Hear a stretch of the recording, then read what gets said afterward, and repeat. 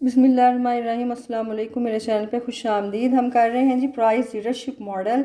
आज हमने बात करनी है barometric price leadership model. Under barometric price leadership model no firm is leader but the firm which is aware of the modern technology recording the demand and price situation in the market. देखें, barometric आपकी oligopoly में barometric price leadership model में जो firm होती है ना, ये कोई लीडर नहीं होती है। एक्चुअली इसकी सलाहियत बहुत अच्छी होती है, ऑब्जर्वेशन लेवल इस फर्म का बहुत अच्छा होता है, काम करने की एबिलिटी बहुत अच्छी होती है, मार्केट की सिचुएशन से ये मुकम्मल तौर पे आगाह होती है, जदीद टेक्नोलॉजी और जदीद तरीक़ों को अपनाती है। तो ये इस चीज़ के ऊपर फैसले करती है कि मार्केट की डिमांड क्या है और उसकी प्राइस क्या होनी चाहिए, क्या तब्दीली रख आती है और कैसे जो है वो इसको प्राइस और डिमांड को लेके चलना चाहिए। ये ना तो लो कॉस्ट की फर्म होती है, याद रखिएगा, ना ये लार्ज फर्म होती है, डोमिनेंट फर्म होती है, इसके ऐसी कोई बात नहीं होती। तीसरी बात ये भी याद रखिएगा कि इसको मुंतखब नहीं किया जाता है, इसे फॉलो किया जाता है। फॉलो तो दूसरी फर्म्स करती हैं ना, वो कीमतों की जंग से बचने के लिए करती हैं, उसकी जहानत से मुतासर होकर करती हैं ताकि वो भी अपने बिज़नेस को आगे लेके चलें, अब ज़्यादा से ज़्यादा फर्म्स जो हैं वो मुनाफे कमाएं और कम से कम नुकसान उठाएं। इसलिए बैरोमेट्रिक प्राइस लीडरशिप मॉडल में कोई फर्म लीडर नहीं होती है। मॉडर्न टेक्नोलॉजी की बुनियाद पे ये अपना अच्छा जो है वो इल्म रखती है, मुशाहिदा रखती है कि डिमांड और प्राइस की सिचुएशन मार्केट में क्या है। So a firm which is a capable and a wise leader is followed. समझदार है, ज़हीन है, सलाहियत रखती है, तो इसको फॉलो किया जाता है। ख़ुद उसे दूसरी फर्म्स फॉलो करती हैं, मुंतखब नहीं करती हैं। It is considered that this firm can forecast the future of the market better than the other firms। मुस्तकबिल की जो पेशीन गोई है कि इकोनॉमी में क्या तब्दीलियां आ सकती हैं, आपकी चीज़ों की डिमांड और वैल्यू क्या हो सकती है, इसका मुशाहिदा बहुत अच्छा होता है दूसरी फर्म्स की निस्बत। The firm is neither low cost not dominate, ना ये लो कॉस्ट की है ना ये गालिब फर्म है। Usually it is a firm which has proved its capability recording its attitude and forecast about economic changes in the past. इसका जो अपने आप को उसने यूजली आम तौर पे जहानत से, काबिलियत से मनवाया होता है, अपने जो कारोबारी तरीक़ों से मनवाया होता है, जो देखती है कि आपकी माजी में इकॉनमी में जो तब्दीलियाँ आई उसके नुकसानात क्या थे, अब इससे बचने के लिए मुस्तकबिल में अच्छी जो है वो बिज़नेस प्रोडक्शन कैसे की जा सकती है। अच्छा, वो कहता है sometimes the firms from the other industry में be chosen as barometric leader. ठीक है, चूज़ करती हैं, इसका मतलब कि कोई इनका मुकम्मल समझौता नहीं होता, ये खामोशी से इसको फॉलो करती हैं, कोई इसको ना मुंतखब नहीं करती हैं कि इसने जो कीमत तय कर दी है वही हमने लेके चलनी है। नहीं, आपने लो कॉस्ट फर्म में पढ़ा था कि जो फर्म लो कॉस्ट पे प्रोडक्शन करती है वो लीडर होती है और उसने जो कीमत तय करनी है दूसरी फर्म ने भी उसी को लेके चलना है। डोमिनेंट फर्म में आपने पढ़ा था कि एक लार्ज फर्म होती है, उसके बाद बाकी छोटी फर्म्स होती हैं और लीडर फर्म जो तय कर देती है कीमत, दूसरी फर्म्स उसी को लेके चलती हैं। यहाँ पे ये सूरत हाल नहीं है। यहाँ पे इसकी जहानत और काबिलियत की बुनियाद पे दूसरी फर्म्स जो हैं इसे खुद फॉलो करती हैं ताकि वो भी अपने कारोबार को आगे लेके चले। अच्छा जी, क्योंकि जो आपकी बैरोमेट्रिक प्राइस लीडरशिप फर्म में फर्म होती है ना, उसके अंदर ये ताकत नहीं है कि वो दूसरी फर्म्स को ऑर्डर दे कि मैंने जो कीमत रख दी, जो फैसला कर दिया, आपने वही करना है। नहीं, इसके अंदर इतनी ताकत नहीं होती, इसका क़याम भी आर्जी होता है। ये रज़ा कराना तौर पे दूसरी फर्म्स जो है ना इसकी कीमत को फॉलो करती हैं ताकि वो हरीफ फर्मों के कीमतों के मुकाबले से बच सकें, मुनाफे में आने वाले नुकसान से बच सकें।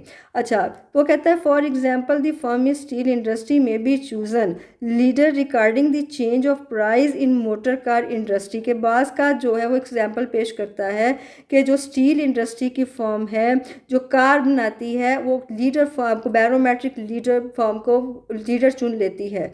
वो क्या करती है, वो चाहती है कि वो इसकी इंडस्ट्री को आगे ले जाने में हेल्प करे, वो वो चेंजेस को देखे, प्राइस के बारे में अपनी पेशीन गोई पेश करे, और ताकि जो है वो मार्केट में जब वो कारें लेके आए अपनी बना के तो उन्हें फ़ायदा हो, उन्हें नुकसान ना हो सके। अच्छा जी, बैरोमेट्रिक लीडरशिप भी establish owing to many reasons. अब ये काम कैसे कायम हो जाती है? नंबर वन, दी राइवली और jealousy among many big firms. बहुत सारी फर्म्स होती हैं मार्केट में जो एक दूसरे का हरीफ होती हैं और बड़ी बड़ी फर्म्स होती हैं। अब इनसे बचने के लिए जो दूसरी फर्म्स होती हैं वो देखती हैं कि मार्केट में कौन सी फर्म अच्छी कारकर्दगी का मुजाहरा कर रही है, इन हरीफों से और हसद शुदा फर्म से, बड़ी फर्म से बचा जाए। तो ये बैरोमेट्रिक प्राइस लीडरशिप फर्म की कीमतों को फॉलो करना शुरू कर देती है, उनके तरीक़ों को अपनाना शुरू कर देती हैं ताकि वो भी मार्केट में अपनी जगह को कायम दायम रख सकें। The avoid of the book keeping and maintaining records by the firms recording cost of production and other economic changes. अब जो दूसरी फर्म्स होती हैं ना, उनके पास मुख्तलिफ़ किस्म का रिकॉर्ड ज़रा कम होता है, ज़्यादा कीमतों का हिसाब किताब या डाटा की कमी होती है। अब ये जो आपकी बैरोमेट्रिक लीडरशिप फर्म होती है ना, ये बहुत अच्छा इस चीज़ का ना उनको मेंटेन रखती है, और बड़ा ये एक टची किस्म की आप समझ लें फर्म होती है जो एक असास तरीके से हर चीज़ का मुशाहिदा करने के बाद एक रिकॉर्ड रखती है कि कॉस्ट ऑफ प्रोडक्शन कितनी है, इकनॉमिक में तब्दीलियाँ कितनी आ रही हैं, किस तरीके से प्रोडक्शन की जाए। तो इस चीज़ को देखते हुए दूसरी फर्म्स जो है ना वो इसको फॉलो करती हैं और इसका क़याम सामने आना शुरू हो जाता है। Try to prove itself the better firm. उसने खुद अपने आप को साबित किया होता है अपनी सलाहियत की वजह से, अपनी शोहरत की वजह से, which can forecast in a better way, कि वो मुस्तकबिल का पेशीन गोई या तखमीना उसने लगाना, किस चीज़ का तखमीना उसने लगाना है, प्रोडक्शन कितनी करनी चाहिए, प्राइस कितनी रखनी चाहिए, प्रॉफिट कितने होने चाहिए, किन किन मार्केट्स में जो है वो शेयर को बिकना चाहिए, और यब से बढ़ के टेक्नोलॉजी के कौन से अच्छे तरीके अपनाने चाहिए जिसे कम वक्त में ज़्यादा चीज़ मार्केट में बन के आई। ये उसकी सलाहियतें होती हैं, दूसरी फर्म्स में इसको नुमाया करती हैं और दूसरी फर्म्स रज़ाकाराना तौर पे इसको फॉलो करती हैं। ये किसी को मजबूर नहीं करती है कि मुझे फॉलो किया जाए, अपनी शोहरत अपनी सलाहियत की बुनियाद पे ये मंजर आम पे आती है और लोग इसकी काबिलियत को देख के चलते हैं। अच्छा, अब है जी limitation and weakness of price leadership model. आपका जो प्राइस लीडरशिप मॉडल है उसमें खामियां पाई जाती हैं, कुछ कमज़ोरियां पाई जाती हैं। नंबर वन है जी प्राइस लीडरशिप।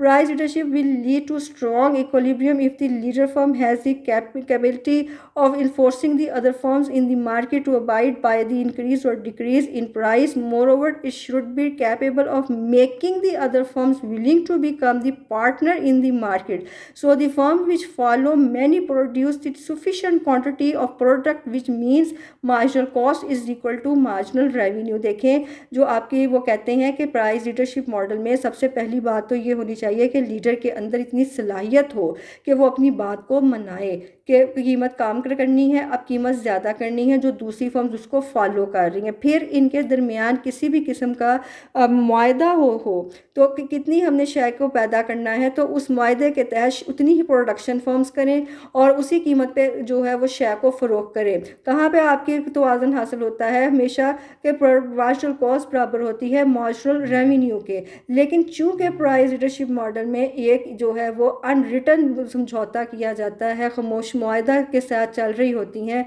तो बाज़ का जो दूसरी फर्म्स है ना वो लीडर फर्म के अहकामात को सही तरह से फॉलो नहीं करती हैं। तो यहाँ पे वो इसी पॉइंट को नोट करके कह रहे हैं कि लीडर के अंदर इतनी ताकत होनी चाहिए कि जो कह दिया है वो मनवाए दूसरी फर्म से।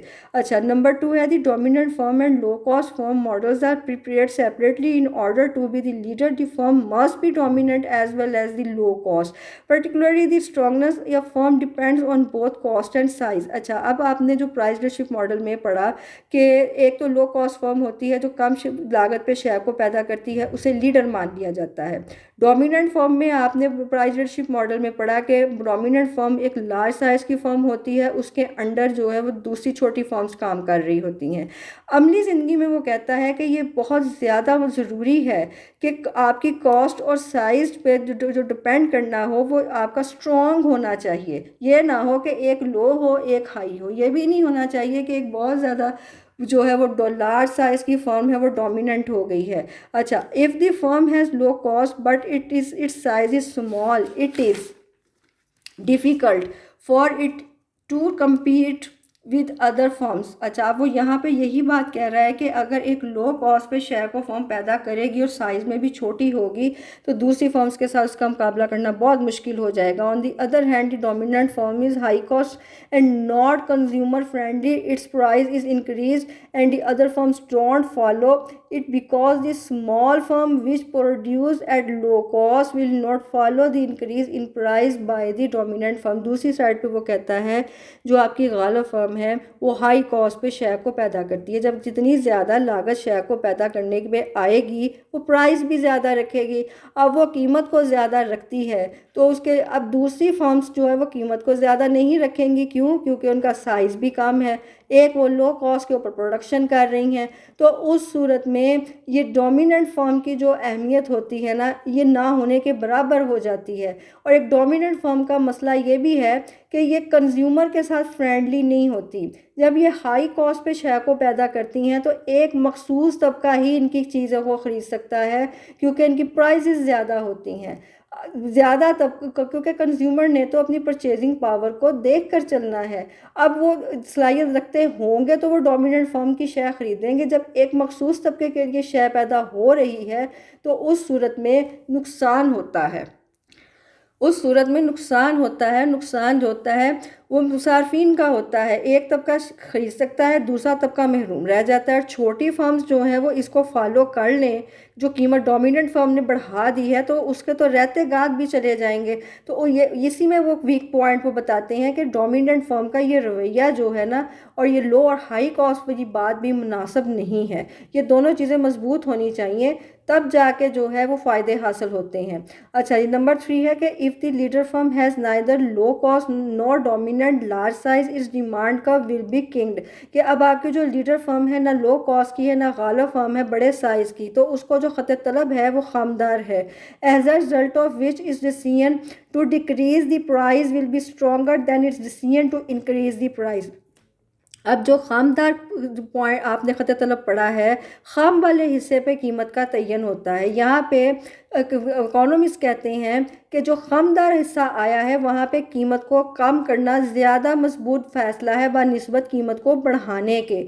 अच्छा जी, नंबर 4 है जी, practically it is observed that the initiative to change the price is taken by a firm which is neither low cost nor dominant। के आपकी जो है मुशाहिदा है अमली ज़िंदगी में कि कीमत में जो चेंज करने का, तब्दील करने की फर्म पहल करती है वो ना लो कॉस्ट की है ना गालिब फर्म है। Sometimes during recessions a firm in comparison to its rivals change its assets in liquid form quickly. अब क्या होता है, बाज़ का ड्यूरिंग रिसेशन का मतलब है कि आपकी सर्द बाज़ारी में जिसमें कीमतें बहुत तेज़ी से गिर जाती होती हैं, तो जो फर्म ने पहल कर ली है कीमत को चेंज करने की, ना वो लो कॉस्ट की है ना वो गालिब फर्म है, इसका कंपैरिजन हरीफ फर्म से किया जाए तो इसके जो नकद ज़र होता है ना उसमें तब्दीली बहुत तेज़ी से आ जाती है।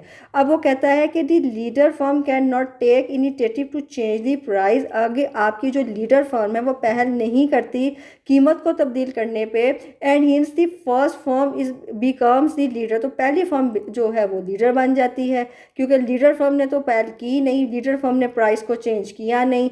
जो आपकी राइवल फर्म थी उसने चेंज कर लिया कीमत को। रिसेशन का अगर पीरियड है कीमतें तेज़ी से गिरती हैं, परचेजिंग पावर बढ़ना शुरू हो जाती है, आपकी जो शाह है कीमतें गिरने पर ज़्यादा बिकना शुरू हो जाती है, तो ज़र नगद में तब्दीली उसके ज़्यादा तेज़ी से आती है, इजाफे होना शुरू हो जाते हैं। तो उस सूरत में वो क्या करता है कि आप लीडर बन जाता है और जो लीडर होता है उसको मार्केट से आउट कर देता है। Number 5, in order to get cash the separate firm decreases its price, it is not accepted as leader until it proves the decrease in price in relation to cost and this price cannot be maintained for a long time।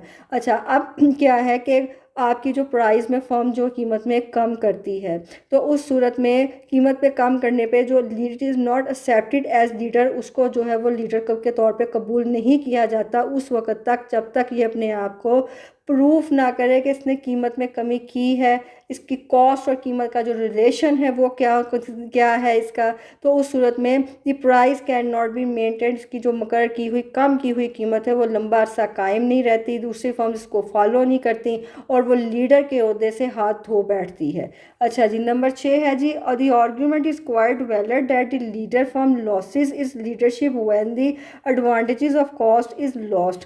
कि ये जो दलाइल है ना कि आपकी जो leader firm है अपना लीडरशिप खो देती है जब वो कॉस्ट के आपकी मुसारिफ के का नुकसान इसका होता है, इसके फ़ायदे का नहीं उठाती, इसको लॉस होना शुरू हो जाता है, या its share in the market is decrease, या उसके जो शेयर्स होते हैं मार्केट में गिरना शुरू हो जाते हैं। In practical life there is a constant change in leadership, a few competing firms introduce innovations and innovations to change the leadership. तो अब जब उसके सासे जो है वो शेयर्स गिरना शुरू हो गए, उसकी कॉस्ट में जो है मुसारिफ का जो है वो नुकसान होना शुरू हो गया, उसको मुनाफे उसके कम होना शुरू हो गए, तो उस सूरत में मुकाबला क्या होगा कि नई फर्म्स मार्केट में आएंगी जो आज जदीद टेक्नोलॉजी को अपनाएंगी, नई नई चीज़ें बनाएंगी, वो लीडर की जगह ले लेंगी। अच्छा जी, नंबर 7 है आपका कि many firms are similar in respect to of cost and size, के बहुत सी जो फर्म्स होती हैं ना वो मुसारफ और साइज़ के लिहाज से एक जैसी होती हैं। It is difficult to decide which firm should be accepted as a leader, ये बड़ा मुश्किल होता है कि किसको लीडर बनाया जाए। In this situation the leadership is decided by mutual consent for which low cost or dominancy in is not prerequisite in this case barometric leadership appears on the scene। अच्छा, अब वो कहता है कि अब आपकी जो है वो लीडर में कैसे इसको बनाया जाए कि इनका फर्म का साइज़ और मुसारिफ तो एक जैसे हैं, किसको लीडर चुना जाए, कौन सी मुश्तरका फर्म होगी। अब ना इसमें जो है वो गालिब फर्म रह सकती है ना लो कॉस्ट की फर्म रह सकती है, तो इस सूरत हाल में आपकी बैरोमेट्रिक प्राइस लीडरशिप सामने आ जाती है। वो फर्म जो अच्छी जदीद टेक्नोलॉजी को अपनाती है, वो फर्म जो मार्केट में अवेयरनेस रखती है, मार्केट सिचुएशन पे प्राइस और डिमांड के ऊपर, सप्लाई कितनी शय की होनी चाहिए, वो अवेयर अपना ऑब्जर्वेशन लेवल बुलंद रखती है, ऐसी फर्म्स जो अपना जो है वो पशीन गोई की सलाहियत ज़्यादा रखती हैं, वो बैरोमेट्रिक लीडरशिप की फर्म्स होती हैं, वो सामने आ जाती हैं स्क्रीन के। और ये जो आपकी लो कॉस्ट और डोमिनेंट फर्म्स होती हैं ना, ये पीछे को चली जाती हैं,